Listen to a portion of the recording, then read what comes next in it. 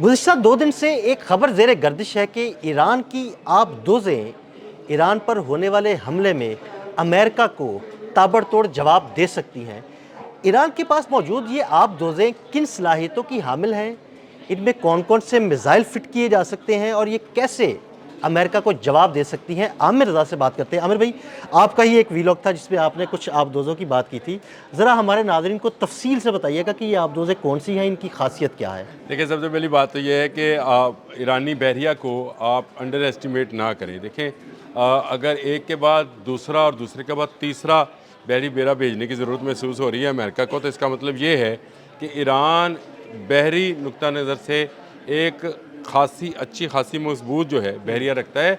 और गो के हमें जो है ईरान के मतलब उस तरह से आगाही हासिल नहीं होती है, लेकिन ईरान वो मुल्क है जो अपनी आबदोज़ें बना रहा है। देखिए, वो दुनिया से बंद है और दुनिया में टेक्नोलॉजी ट्रांसफ़र नहीं कर रहा।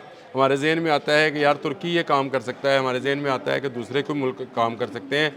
खुद पाकिस्तान भी अब आबदोज़ें जो हैं उसकी मेकिंग कर रहा है। जो चाइना से 3 आबदोज़ें आई और 3 यहाँ पर बननी है, तो इसका मतलब ये है कि टेक्नोलॉजी हम तक ट्रांसफ़र हो गई है। लेकिन ईरान जो है ना, टेक्नोलॉजी ट्रांसफ़र का कोई शोर हुआ ना कोई ऐसी जो है खबरें गर्दिश में आई, क्योंकि यूरोपियन मीडिया ने तो उसका बिल्कुल ही उसकी फ़ौजी ताकत का एक तरह से बायकॉट कर रखा है। और आज भी आपको एक तरफ की वन साइडेड स्टोरीज जो हैं डोनाल्ड ट्रंप की, मैं ये समझता हूँ कि तमाम मीडिया, मैं तमाम से मुराद तमाम ही है कि तमाम का तमाम मीडिया सिर्फ डोनाल्ड ट्रंप की हाइप क्रिएट कर रहा है। कभी वो कहता है कि ब्यूटीफुल आर्मेडा, कभी वो कहता है जी जहाज़ जा रहे हैं, कभी वो कुछ कहता है, कभी कुछ कहता है। कोई ईरान के मतलब बात नहीं करता है। देखो, ईरान के आप अंदाज़ा करें कि ईरान के पास कितनी आबदोज़ें होंगी।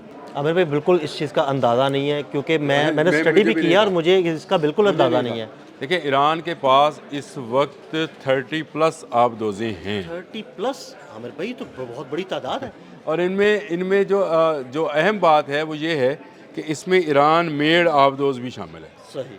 यानी ईरान ख़ुद भी जो है वो आबदोज़ें बना रहा है। देखें, जो उसकी गहरे पानियों के लिए जहाँ पर अब्राहम लिंकन साहब विराजमान हैं और जहाँ पर उनके हेनरी ट्रूमैन ने आना है, जो बहरी बेड़े हैं, वहाँ पर बहुत डीप सी है। बहुत बड़े बहरी जहाज़ होते हैं, उनके लिए बहुत डीप सी चाहिए होता है, तो इसलिए इंटरनेशनल डीप सी के अंदर खड़े हैं। वहाँ पर जाने के लिए इनके पास किलो क्लास की 3 आबदोज़ें मौजूद हैं। ये डीज़ल इलेक्ट्रिक जो है इंजन्स की हामिल हैं, जो गहरे पानी में 40 से 45 दिन सफ़र कर सकती है, रह सकती है। काफ़ी ये दिन बहुत, है, हाँ 40 से हाँ, ये 45 आप बात दिन, समझे, एक 40 लंबा से दौरान ही है। 45 दिन ये सफ़र करती हैं गहरे पानी के अंदर, और स्टेल्थ टेक्नोलॉजी है और खामोशी से सफ़र करती हैं। यानी ये पकड़ी भी नहीं जाएंगी। ये 30 में से 3 आपको बताई कि ये 3 मौजूद हैं। और जो लेटेस्ट इसमें इन्होंने इसको क्या कहेंगे, इनोवेशन की है, वो इसमें क्रूज़ मिसाइल्स नस्ब करेंगे। इससे पहले इसमें टारपीडो, जो जहाज़ को डुबोने के काम आते हैं, वो जो टारपीडो रिवायती हथियार है, लेकिन अगर टारपीडो। क्रूज मिसाइल नस्ब हो जाएंगे आमिर भाई, तो ये तो अब्राहम लिंकन को ले दे जाएगी। हाँ जी, बिल्कुल ले दे जाएगी, इंशाल्लाह ले दे जाए। मुझे तो इससे खुशी होगी कि ये 3 आबदोज़ें जो हैं, इनके नाम भी इन्होंने बड़े सोच समझ के ईरानियों ने रखे हुए हैं। एक जो है उसका नाम रखा हुआ है नूह। हज़रत नूह के मतलब आपको पता है कि उनकी कौम पर पानी से ही अज़ाब आया था, बिल्कुल। और वो बड़ी उन्होंने उन्होंने बहुत बड़ी कश्ती एक बनाई थी। यार्ड बनाई थी, उसी नाम पर इन्होंने नूह रखा। फिर यूनुस, हज़रत यूनुस अलैहिस्सलाम के, जो कि मछली के पेट में रहे, तो ये क्योंकि वो भी गहरे पानी में चली गई थी। अगर आपने वो कहानी सारी, सबको पता है, कुरान की कससुल कुरान के अंदर है, और वो गहरे पानी में चली गई, तो ये भी गहरे पानी में जाने वाली है, तो उससे। और तीसरा नाम इन्होंने अलतारक रखा उसका। अलतारक कुरान पाक की एक सूरह भी है, और ये अलतारक एक ऐसा तारा है जो दिल की तरह से धड़कता है।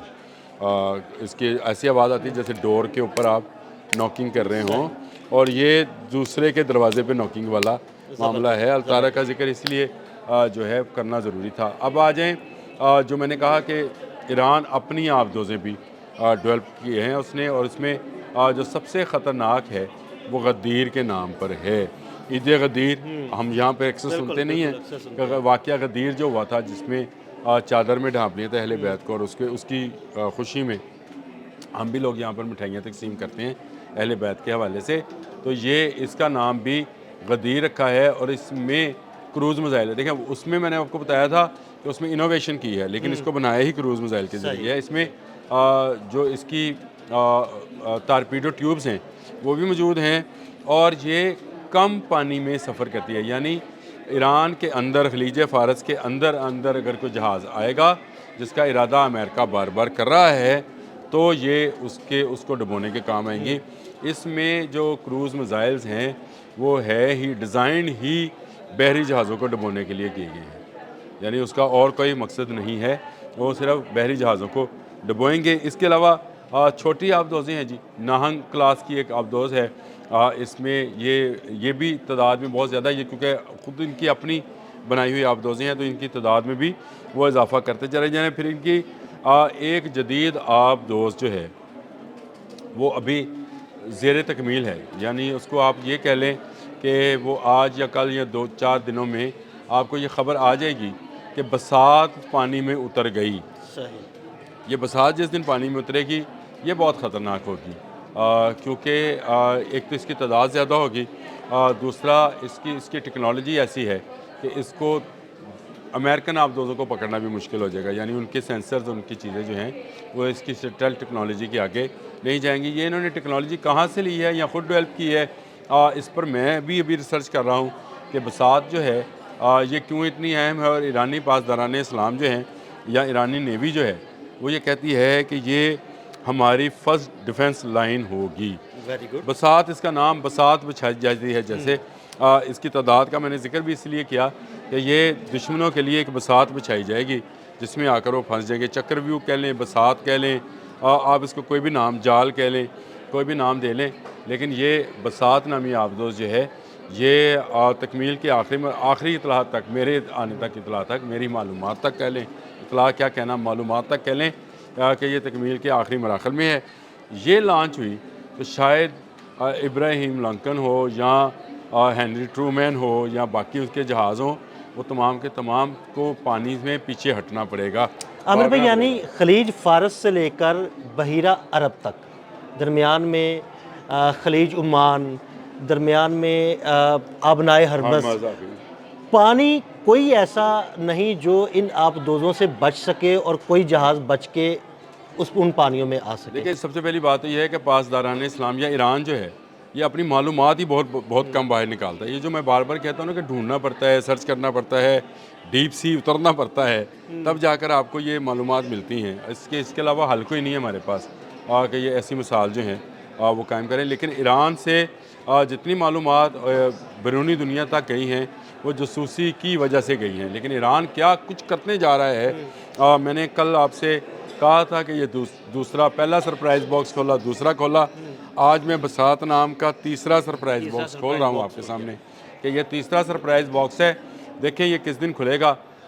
मुझे लगता ये है कि आने वाले चंद दिनों में हम सुनेंगे कि बसात अपने जदीद तरीन मिसाइल्स के साथ, जो कि बड़े बहरी जहाज़ों को डुबोने के काम आएंगे, पानियों में उतर गई है और इतनी खामोशी से उतरी है कि उसकी जो गूंज है वो जहाज़ों को एक दफ़ा लर्ज़ा तारी करेगी। बहुत शुक्रिया आमिर रज़ा जी। बिल्कुल, आमिर रज़ा ने ईरान की आबदोज़ों के बारे में तफसील से आपको बताया।